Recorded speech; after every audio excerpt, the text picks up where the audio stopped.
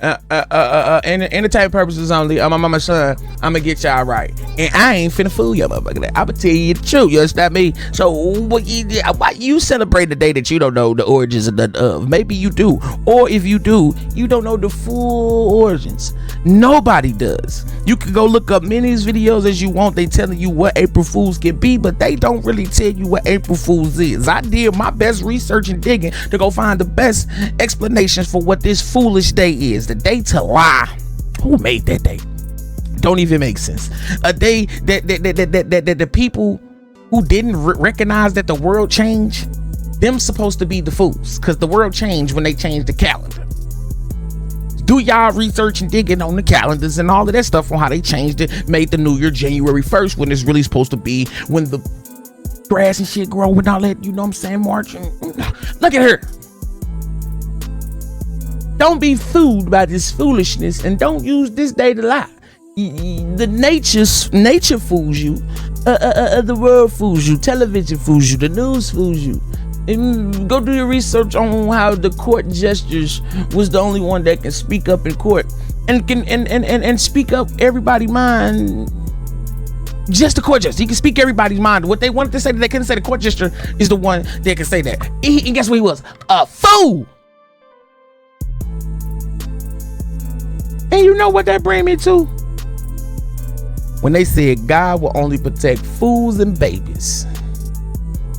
Or he'll put that message or that sauce in fools, baby. Don't be fooled.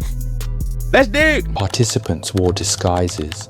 They impersonated magistrates and other authority figures. They played tricks on each other. The normal rules of Roman society were temporarily suspended. Historians have drawn a line from the Hilaria to April Fool's Day. This shit is not a prank. I'm gonna say the pranks for y'all and get y'all the real shit. Letting the TVs tell lies to your vision. Fool. Thinking that January 1st is the new year. Fool. Not knowing that the calendar went from 13 months to 12. Fool. Eating all the fast foods that I heard that they make. Fool. Letting TikTok control your brain. Fool, you want me to tell you what else? Repeating your same day in the same shit in your circadian rhythm, letting them control that shit over and over through your five senses. Fool, you know what your five senses is. Letting them even tell you only got five senses. Fool, you want me to tell you what else a fool? All of us damn near fools because we all participate in the systematic practices. Or the events or whatever the fuck you want to call them. Fool! I'll tell you that. And I ain't pranking you. This a joke, y'all. This a joke. They continued celebrating New Year's in late March and early April, the way they always had, and the people who had adopted the new calendar mocked them. They called them fools. This episode is dedicated to the fools. It took me damn near 3 hours to find the best video that I could find to them to explain all the motherfucking origins that ties back to April Fools, which it ain't one, but he explained each fucking story. You see what I'm saying? I actually enjoyed this video, and I think if you like knowledge too, you will enjoy this shit too. You know what I'm saying? Because you never ask yourself, why April Fools? Why in April? You know what a fool is? I'm kind of like a fool. I just say. Watch the video. Make sure you hit that like button, that thumb up, hit that fucking bell right there. You dig what I'm saying? And let's dig into this video. Best believe I'm on the other side watching it too with you, because we watching this together. We in this together. We gonna grow together. We're not gonna be a fool. We're not gonna celebrate these things. Entertainment purposes only. It's probably not real. You see what I'm saying? Has ever been offered for where April Fool's Day comes from. And then I'm going to show you why none of them hold up. Because the real answer to the question, where does April Fool's Day come from, is one that historians almost never want to give. They don't know. Let's start with the explanation you've probably heard. In 1564, King Charles IX of France issued the Edict of Roussillon.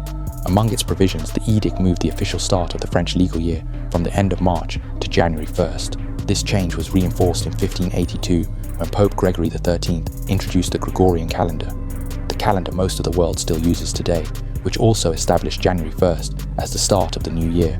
According to the most popular origin story for April Fool's Day, some people in France didn't get the memo. They continued celebrating New Year's in late March and early April, the way they always had, and the people who had adopted the new calendar mocked them. They called them fools. They played tricks on them. They stuck paper fish on their backs. A tradition called Poisson d'Avril, April fish, that still exists in France today. The fool was the person who didn't know the world had changed. It's a clean story. It makes sense. It's repeated in nearly every article and encyclopedia entry about April Fool's Day, and there's almost no evidence for it. The problem is timing. The Edict of Roussillon was issued in 1564, but the earliest references to April Fool's traditions in France predate the edict, and the references that post-date it don't mention the calendar change as the reason. The phrase Poisson d'avril appears in French texts, but its connection to the calendar reform is an assumption, not a documented fact. Nobody writing at the time said we mock these people because they celebrate New Year's on the wrong date.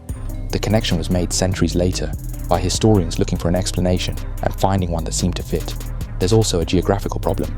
April Fool's traditions exist in cultures that never use the French calendar. In Scotland, the tradition is called Hunty-Gowk Day. Gowk being Scots for cuckoo, a bird associated with foolishness. The Scots tradition involves sending someone on a series of pointless errands, each person sending the victim on to the next, in an endless chain of misdirection. This tradition has no connection to French calendar reforms. In India, the festival of Holi, celebrated in March, involves pranks, colour, and the inversion of social norms. In the ancient Roman world, the Hilaria, held on March the 25th, involved disguises and trickery. These traditions share a structure with April Fool's Day, but have no shared origin, which brings us to the Hilaria. Held in Rome on March 25th, the Hilaria celebrated the resurrection of the god Attis, a deity associated with vegetation, death, and rebirth. The festival followed several days of mourning and fasting. The grief for Attis' death and exploded into a day of joy and license. Participants wore disguises. They impersonated magistrates and other authority figures. They played tricks on each other. The normal rules of Roman society were temporarily suspended. Historians have drawn a line from the Hilaria to April Fool's Day. The problem is that the line is over 1,000 years long and passes through cultures that have no documented connection to each other. The Hilaria died with Roman paganism. April Fool's Day appears in European records over a millennium later. The gap isn't a connection, it's an absence that people have filled with narrative because the alternative, admitting that we don't know, is unsatisfying. And then there's Chaucer. In The Nun's Priest's Tale, written around 1392, Chaucer describes a trick played on a rooster by a fox.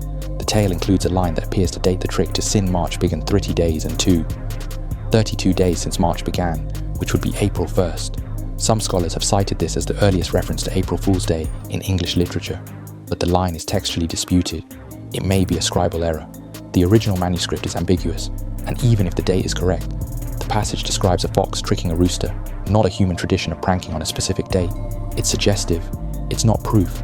There's one more theory worth mentioning, and it's the simplest. Spring is unpredictable. The weather fools you. Warm one day, freezing the next. Blossoms open, then frost kills them. The season itself is a trickster, promising warmth and delivering cold, promising growth and delivering setback. Some historians have suggested that April Fool's Day is simply an acknowledgement of spring's unreliability. Nature is the original foolmaker. It's poetic. It might even contain a grain of truth, but it's not history. It's a feeling dressed up as an explanation. So here is the honest answer, the answer that most articles and television documentaries about April Fool's Day won't give you because it doesn't make for a clean narrative. Nobody knows where April Fool's Day comes from. The tradition appears in various European cultures in the 1500s and 1600s. It may have emerged independently in multiple places, from multiple roots, for multiple reasons. It may be connected to older spring festivals, to medieval traditions of inversion and misrule, to the human tendency to mark the changing of seasons with chaos and laughter. Or it may be something else entirely, something that was never written down, never explained, never given an origin story, because the people who started it didn't think it needed one. What we can say, what the historical record does support, is that the tradition of designating a day for foolishness, for the suspension of rules, for the temporary inversion of who holds power and who doesn't, is far older than April Fool's Day itself. Every culture has a version of it.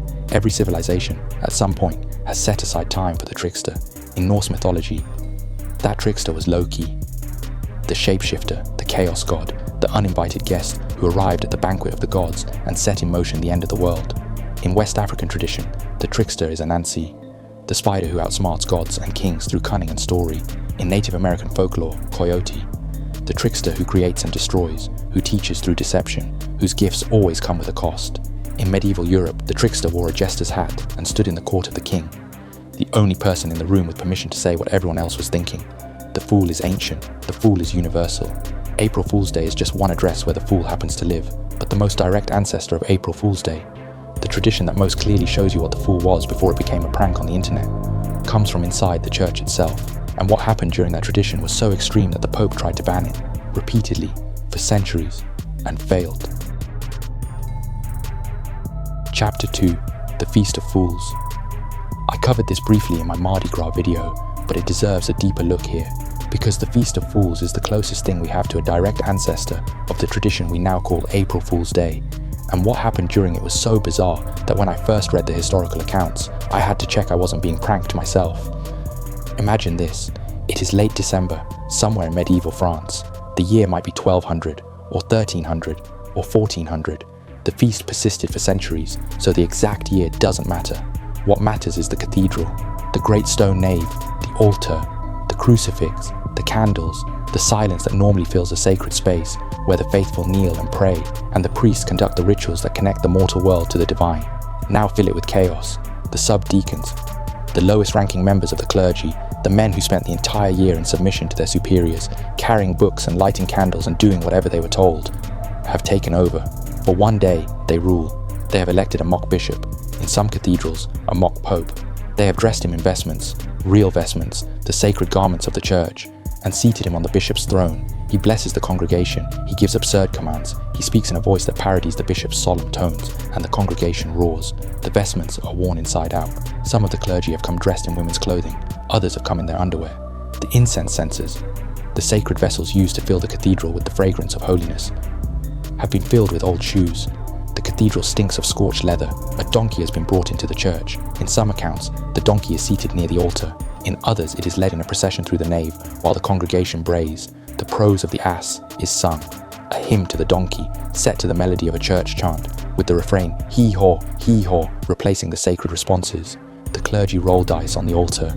They eat sausages during the service. Sausages and black puddings, the most explicitly carnal foods available, consumed in the most explicitly sacred space.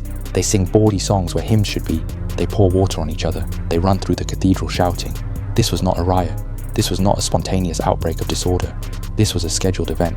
It happened every year. It was organized by the lower clergy. It was attended by the congregation, and it took place inside the church. The building that, for every other day of the year, was the most regulated, most hierarchical, most carefully controlled space in medieval life. The Bishop of Sens, in a letter from the 13th century, described the feast with the kind of weary detail that suggests he'd been watching it happen for years and couldn't do anything about it. The participants, he wrote, run and leap through the church without a blush at their own shame. Finally, they drive about the town and its theatres in shabby traps and carts, and rouse the laughter of their fellows and bystanders in infamous performances, with indecent gestures and verses scurrilous and unchaste. The key phrase is, without a blush at their own shame. They weren't ashamed. That was the point. For one day, shame was suspended. The rules that governed every other day, the hierarchy, the obedience, the submission of the lower to the higher, were inverted. The lowest became the highest. The sacred became profane. And the institution that enforced order more rigorously than any other on earth, the Catholic Church, stood by and let it happen. Why? The best answer came from the theologians themselves. In 1444, the Faculty of Theology at the University of Paris wrote a letter defending the Feast of Fools. Their argument was hydraulic. Foolishness, they wrote, which is our second nature and seems to be inherent in man, might freely spend itself at least once a year. Wine barrels burst if from time to time we do not open them and let in some air. Wine barrels burst. The pressure builds, the fermentation of obedience, the year-long compression of human impulse into the rigid container of church discipline, produces a gas that has to go somewhere. Open the barrel once a year, or it explodes. Let the fools have their day, or they'll take every day. The church hierarchy didn't agree, or rather, the upper hierarchy didn't agree. The Council of Basel banned the Feast of Fools in 1431. Local bishops issued prohibitions throughout the 14th and 15th centuries. Papal decrees condemned the practice. The feast was declared sacrilegious, indecent, an offense against God. And it kept coming back. Every ban was followed by a resurgence. Every decree was followed by defiance. The lower clergy, the men who had no power, no voice, no authority for the other 364 days of the year, needed this day. The congregations needed it. The impulse was so deep, so persistent, so resistant to institutional suppression that centuries of effort by the most powerful organization in the medieval world could not eliminate it. The Feast of Fools eventually faded, not because the church finally succeeded in banning it, but because the energy migrated. It moved into carnival, it moved into street festivals, it moved into traditions that existed outside the church's walls, where the church had less control. The fool left the cathedral and moved into the streets, and eventually the fool moved onto the calendar. One day. April 1st, a day without a mass, without a mock bishop, without a donkey in the nave, just a day when you're allowed to lie. A day when the fool, the person who believes what they're told, the person who trusts the wrong source, the person whose credulity is exposed for everyone to laugh at, is given a name, April Fool.